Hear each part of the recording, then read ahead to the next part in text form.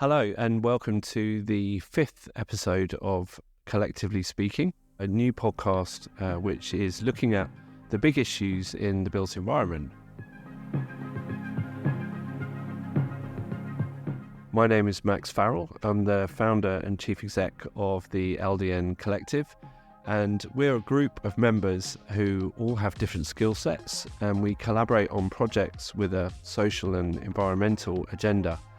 And each of these podcasts is in conversation with one of our members. And today is the first where we actually have two people, Tom and Tabs from Conisbee, who are our structural engineers. And it's a really fascinating time to be talking about structural engineering.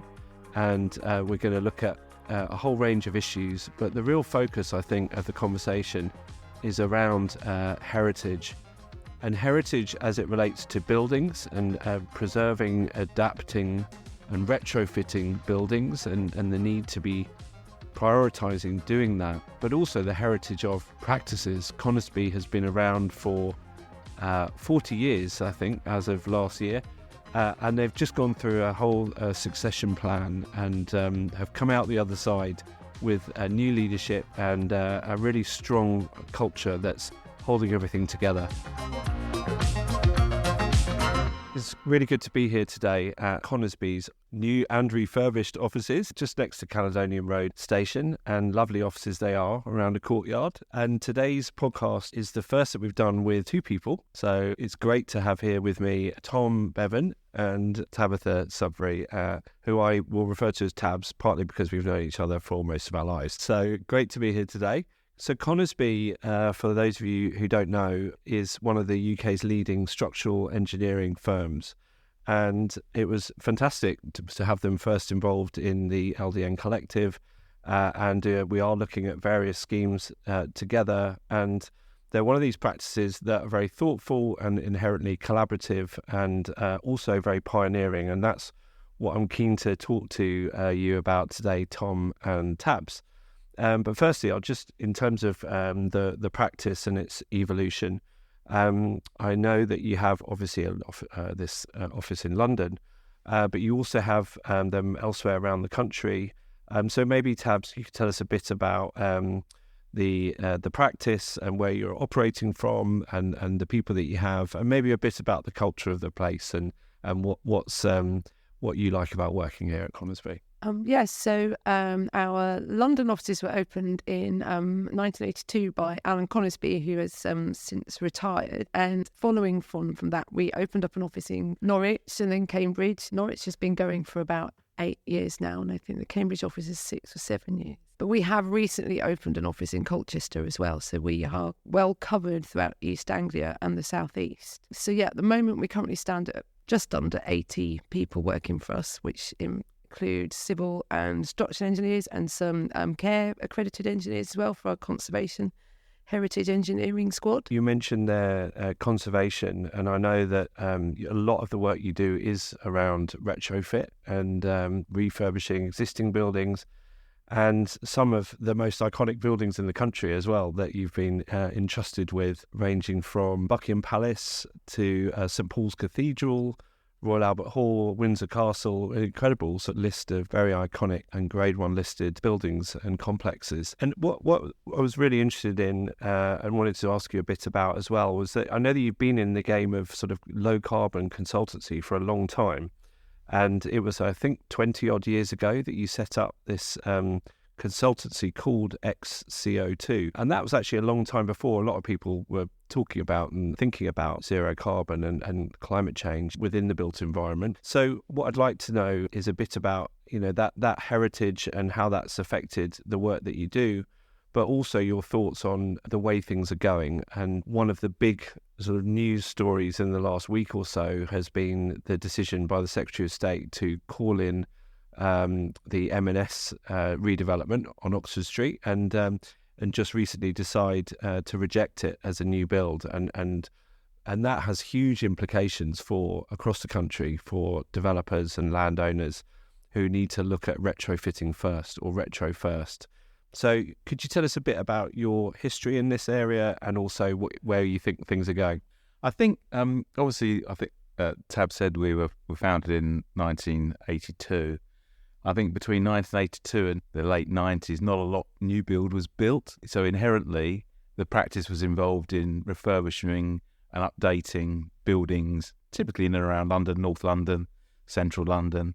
So there's a massive history of working with existing buildings and adapting existing buildings. One of our major clients, who actually helped Conisbee grow, actually was Wetherspoons of all clients. And, obviously during the 90s or late 80s, early 90s, they expanded throughout the country, and we were working on, upgrading or converting police stations, cinemas, all sorts of disused buildings into new pubs, which, whether you like Wetherspoons or not, they were doing that, and they were, improving the built environment throughout the country. So, there's a long history of us working with existing buildings, and it sort of just progressed from there, really. So, in terms of the workload over the 40 years or so, I'd say refurbishment is well over 50, refurbishment and upgrade of existing buildings is well over 50% of our workload. And what we forgot to say was about that heritage assets. We work on a big percentage of the theatres throughout the West End and throughout the country, and always updating and adapting and doing bits of work for them. So we've got a heritage in working on existing buildings, and it's progressed in working for some of the iconic buildings that we've just been talking about. So we work on scheduled monuments as well. We've got a project on site at the moment at Norwich Castle. Now, also, you mentioned the XCO2, so I can explain that a little bit. So we seed funded XCO2, and they were called XCO2 Conisbee when they first started 20 odd years ago. And they're a new low carbon M&E consultancy. We've always had the sort of desire for low carbon, and I don't think it was called low carbon then, but sort of green sort of work and a workload and the heritage that goes with all of that. We still do bids with XCO2. They're not anything to do with Conisbee now.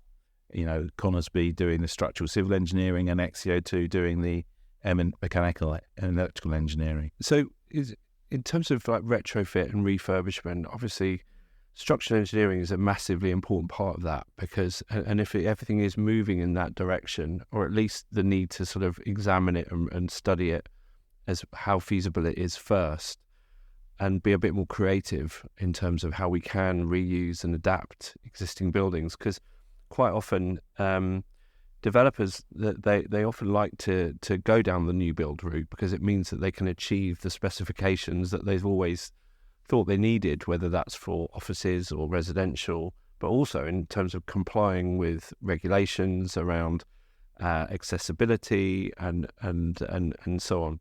And I think with the M&S building, there was a lot of pushback from the owners of the building, saying it was virtually impossible to make a sort of fit-for-purpose office building out of what was a sort of whole agglomeration of existing retail buildings. And the same can often be said as converting office to residential and so on.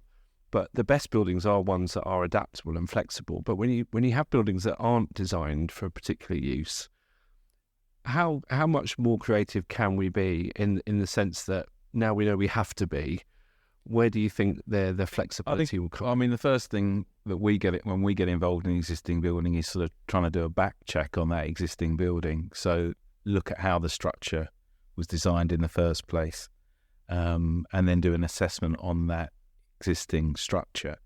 So then the design team can inform the client how the building could be adapted in the most efficient way. I've got a project for Tower Hamlets looking at how we can adapt an existing office building into residential, but I get involved in lots of different types of schemes where we're looking at structural assessments and how it can be integrated into the new building or the new scheme, or however they want to do it. I mean, I'm looking at one at the moment which is developer-led, so they're looking to make it as cost-effective as possible, and we're looking to keep elements of the existing basement structure. So we're not excavating, we're keeping the elements of the basement structure, and what we're actually going to be doing is taking down a heavy building, a 1970s concrete frame building, and going back up in residential in a light gauge steel frame building, and going up additional 2 or 3 or 4 stories we're looking at the moment on top of that existing podium, existing basement slab. So there's ways of not keeping all of the existing structure, but keeping the bits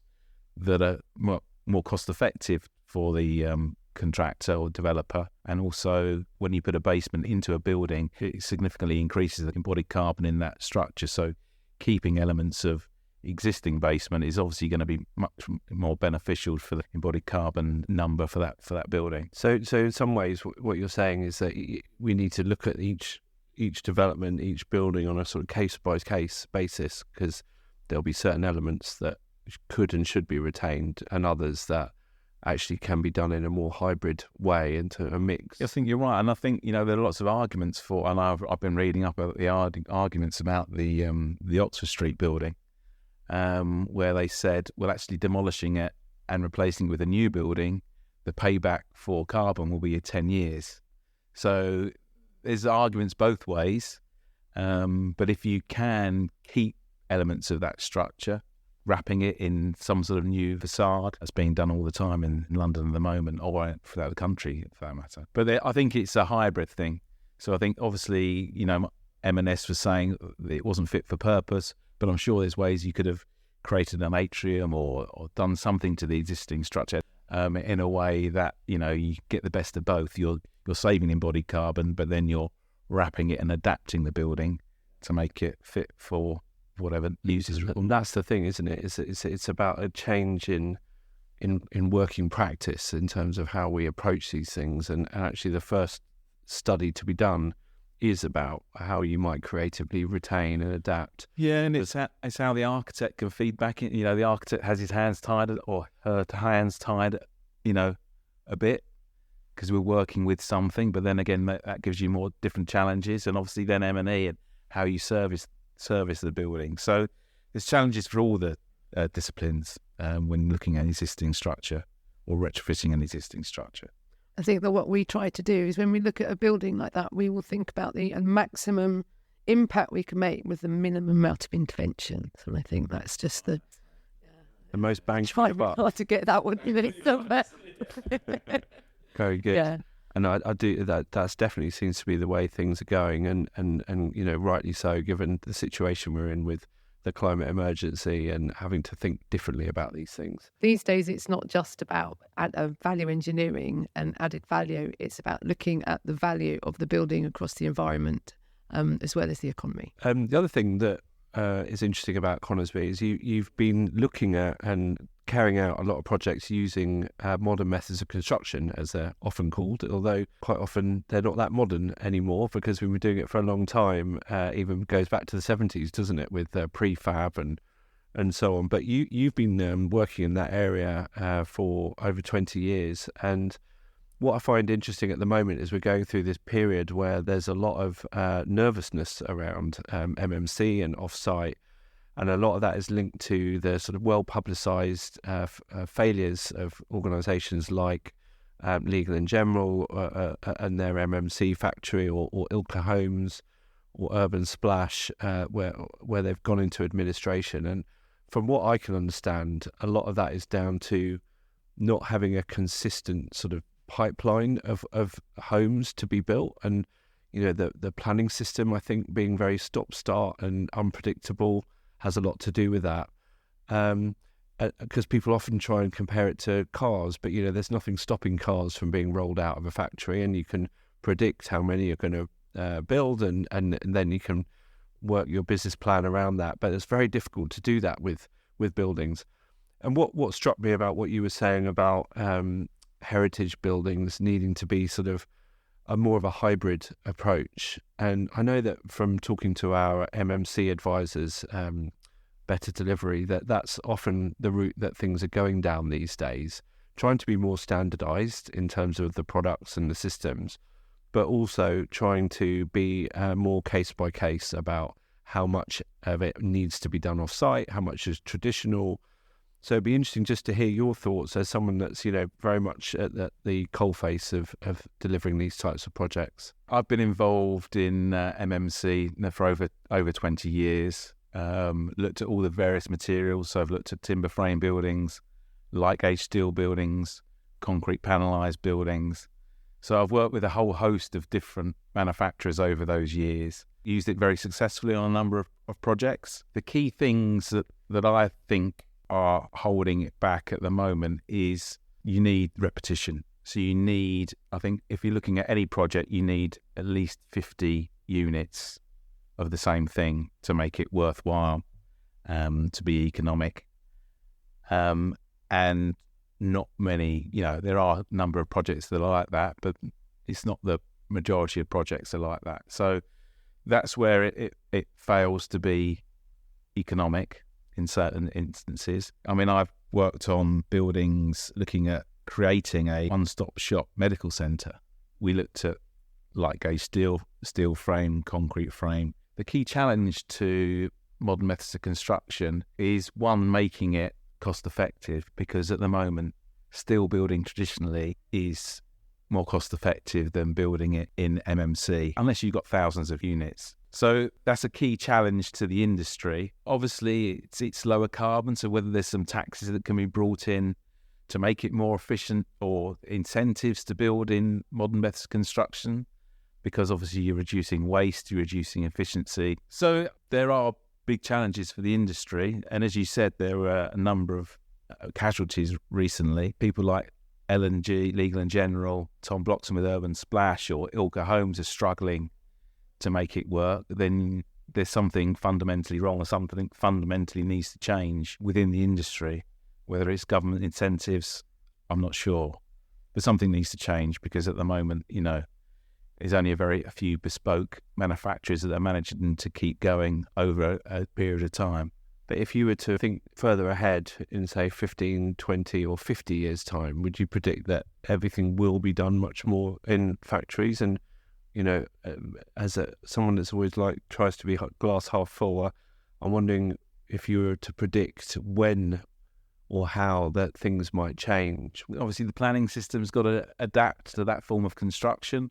Obviously, there are ways in which, buildings can be a kit of parts and can have the same sort of basic structure internally, and then it's clad or however to create the sort of interest and that is sometimes required by the planners. But obviously, you come with some form of box with a kit of parts that join the boxes together. I can see that's a challenge for the future. Let's talk a bit about the social value, because I know that's equally it's something that is relatively new in terms of people trying to understand what exactly you mean by social value, social impact. And as sort of structural engineers, how do you see your role in that, and what would you consider to be good outcomes in terms of social value, maybe thinking about some of the more progressive advanced projects on that front, Tabs? Well, as a practice, we've always taken our social responsibility very, very seriously, like the ethos behind what we do. And when we started working with loads of housing associations and local authorities, there was always an element of giving the best to the people that were living there in the regenerated areas, etc. The corporate social responsibility, as it was 5 years ago, has now rapidly changed into things called social value, which is now measured against bid processes and things like that. And there is a way that you have to manage that to ensure that you are giving enough out that's not ripping your practice apart in terms of pro bono hours within what you can deliver and what you can offer. And it's about finding, what you are able to give with the resources that you have. For us personally, we are very pro women in engineering and teaching engineering to people in disadvantaged areas and making the construction industry accessible really for everyone that wouldn't necessarily have seen it possible in the past. So when you come to social value across a larger regeneration project, everybody has to do their bit. You've got the contractor, you've got the architect, you've got community engagement. And as engineers, what we can offer would be, pro bono structured advice on smaller projects and existing buildings nearby. And also going into schools and teaching everyone the basics of engineering and opening up as an opportunity to keep those valuable resources from, the homegrown grassroots schools and enterprises, and just ensuring that it's an opportunity which is there for everyone, I guess. We know our time is valuable, but we want to give it to people that that need it. What we don't want them to be doing is clearing out canals. We want to be giving kids a chance, kids from disadvantaged backgrounds, sort of opportunities within engineering, giving people work experience. So those are our fundamentals, and giving pro bono work to community organisations, for instance. The other thing I was quite interesting to hear from you about is, and I know from personal experience, that succession planning is something that is not easy to do, particularly when a practice has been led by a founder whose name is on the front door, as it were, and there's been certain number of directors that have seen it through that initial period of growth. And I know that Conisbee has managed to sort of come through into almost like the second phase of the business, and over just even the last sort of 5 or 6 years.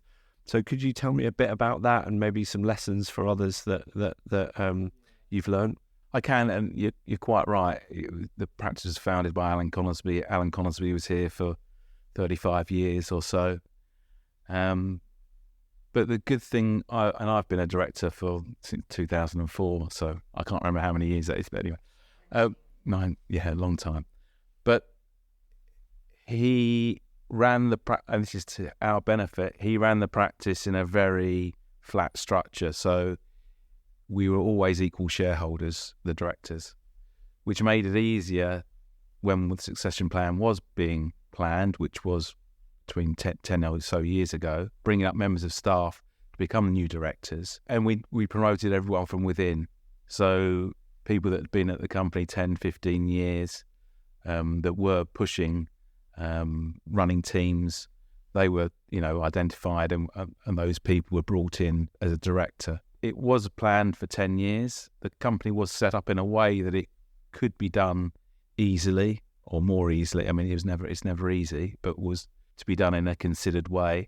And over the past 6 years, the succession plan has been acted upon, where the 4 older directors have all retired now, and now we've got another 4 shareholder directors, another 2 non-shareholder directors. We've sort of gone through the succession plan, and I think it's been quite successful. We've got a new team in place, a care registered engineer who is one of our directors, Kevin Clark, and so we've got the sort of the broad range of skills within the new set of directors. Tell me, what does a care registered engineer do? So it's a conservation accredited registered engineer. So they've managed to demonstrate, or they've demonstrated that they've got the skills that to work with the heritage, but not to say that anyone can't work on those buildings, but they've got the specific skill that's recognised by the care registration, which demonstrates that to Historic England and other sort of statutory bodies. Which, given you've been entrusted with some of our most iconic buildings, that's good to know.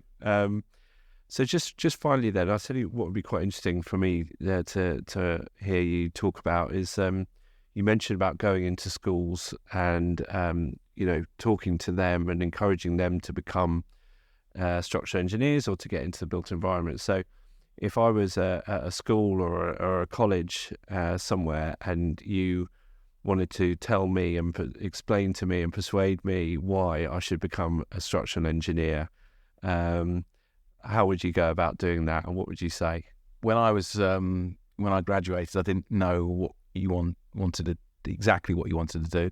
I'd done an engineering degree, but engineering is such a broad subject that you can pick and choose what, do you want to be an water engineer or structural engineer or civil engineer? So I came into practice. I worked for a firm called Ellis & Moore, and who I'm thankful for giving me that experience. But it's you get such a broad range of work. Your day is never the same. It's always different. You're always learning something new every day. And so, that's what inspired me, and that's what got me going in structural engineering, was the fact that I'd done my degree, but I didn't really know what I was getting myself into, and starting that job and having such a wide variety of interesting things that I was working on, a variety of jobs, a variety of, I was working on existing buildings, I was working on new buildings, I was looking at history behind sites, I was looking at what had been, what had been on the sites, what was under the ground on sites. It's an amazingly interesting job. So I think one of the things that's interesting about this conversation so far is around heritage and the fact that people are really understanding and valuing heritage within the built environment more, whether that's sort of cultural heritage of historic buildings, but also the environmental benefits of keeping and adapting buildings. But one thing that is really interesting in terms of talking about succession is how you've handled the heritage of a well-known, well-loved practice and moving from its original founder and directors to a different type of organisation. But I suppose the thread is that keeps it going, keeps the continuity, would be the culture of the place. So can you tell me a bit about that? Yeah, I mean, obviously that was identified as being important, and the reason why people were here and been here a long time was the culture of the practice. When Alan retired 6 years ago, he handed across the baton to Tim Atwood, and Tim Atwood has been extremely important in bringing the ethos of the practice forward. So he was one of the key drivers of the practice, getting involved in modern methods construction, getting involved in XCO2, who we've mentioned previously, and getting involved in a lot of the other sort of low carbon technologies, ideas. So Tim has sort of passed that baton on to me now. So we've sort of gone from Alan to Tim to me. The other directors of the practice have been at the practice a long time as well. So the ethos is ingrained through us all. So I'm not saying you'd cut us in half and it'd say Conisbee, but there is that ethos that's been through the practice.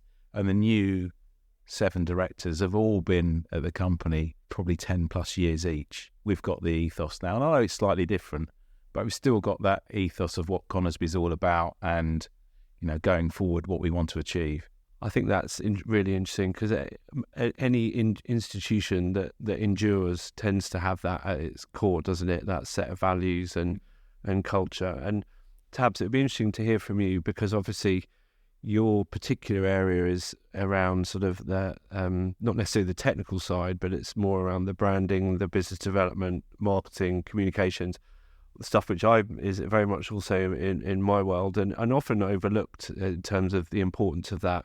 Not just selling what you do, but also maintaining and preserving the culture internally as well. So interesting just to hear from you about that. Well, it's about the story that's behind the whole practice and the ethos and as you said, the culture of the practice. And, you've got to be true to the story. You've got to be true to the people that started the story, and you've got to continue each chapter, with a functionality which keeps everything alive. And back to the succession and how we keep that alive through many different ways. When we have several STEM ambassadors within our practice who go into schools, some as young as kindergartens, just to, play with bits of spaghetti and marshmallows and teach about engineering.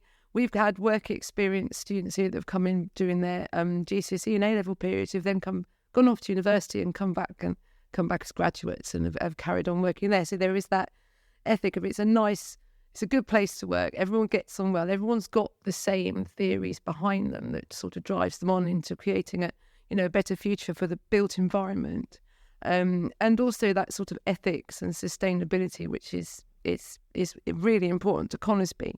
The story that we have to tell is just sort of maintaining our presence and also being true to what we genuinely believe in, which is a clean environment and elegant buildings and sustainable engineering. You mentioned before, Tom, about having an organisational structure that was quite flat, and I often find that helps because you can tell when you're in a room with a group of people from Conisbee, they're all promoting the company. You feel like they're all acting as ambassadors rather than a sort of more hierarchical culture, which people then tend to think of clocking it on and off, and not necessarily feeling the need to sell the place. So, how have you done that, and how important has that been? It's exceptionally important, and we've kept that ethos going strong by. Fundamentally, what we do is we communicate to the practice. So we have regular meetings with the management team. So the management team includes the directors and the associates. Each one of the associates is meant to feed back to their team. But more importantly, what we do is we share information with the practice. We have quarterly meetings where we are quite honest with the practice about how we're doing. So if we're doing well, then it's all really quite easy thing to do. When things aren't going quite so well, which, there's ups and downs, the economy. So, we share with the practice everything there. Sometimes it's quite difficult to have those conversations, but we like to think that if you're honest and open with people and tell people what the situation is, that they understand and, value that. It's been really interesting, both of you, and really very good to get those insights. To finish off, it would be interesting to hear your thoughts about collaboration and how important it is, or how challenging it can be, but the benefits of collaborating with different people with different skill sets, but also different types of clients on different types of projects. And obviously that's what the LDN Collective is all about. And I know that you've already got involved in some interesting collaborations with our architects and MMC advisors. And how do you see that going in terms of the built environment, and how important is that to you? I think it's incredibly important to us. I mean, we see the benefit of talking to other people that you wouldn't normally talk to on a day-to-day basis, if you understand. So talking to designers, talking to planners, I know we do talk to planners, but coming into contact with all those people that are involved in the built environment but aren't involved in your actual physical day-to-day work that you're doing, I find incredibly important. And it helps to, it gives you extra information that you can use. It also opens your eyes to the fact that the built environment is such a variety of skills and variety of experiences. But, I think for us, it broadens our horizons. Collaboration is so key to moving forward to achieve what everybody wants to achieve. And, without the LDN Collective, we wouldn't have made these great contacts. We wouldn't be sitting here doing this wonderful podcast, and I wouldn't have reconnected with you again after all these years. But there is that element that collaboratively everybody has got a responsibility to act now. Climate change is very, very real. It's very, very happening. We've had an absolutely horrific summer with these fires. Absolutely everywhere else. It's raining in the UK. We think we're getting away with it, but we have to address that, and the only way we're going to do that is through collaborating with partners, across the board. Developers, housing associations, architects, planners, we've all got an onus of responsibility. So, well, I have to say that was a really interesting and timely conversation. Great to be hearing from people that are really at the cutting edge of engineering in terms of civil and structural engineering, but also to get sort of really inside an organisation like Conisbee that's a well-known and well-loved practice that's been around for a long time but has reinvented itself, and at the same time really hung on to everything that's made it special. And I hope you enjoyed that as much as me, and look forward to the next episode.